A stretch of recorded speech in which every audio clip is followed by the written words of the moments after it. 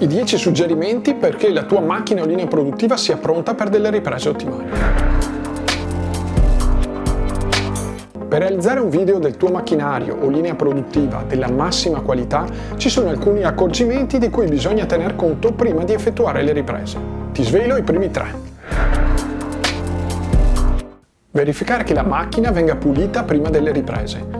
Per esempio con materiali particolari come l'acciaio, da un lato è molto riflettente e dall'altro svela macchie o aloni in maniera troppo evidente e deve essere quindi ben pulito.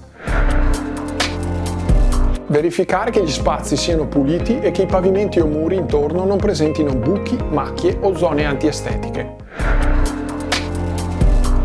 Verificare che non ci siano adesivi, segni di pennarello o foglietti apposti sulla macchina. Molte volte capita che durante l'assemblaggio o il collaudo di un macchinario alcuni operai mettano degli appunti o dei foglietti.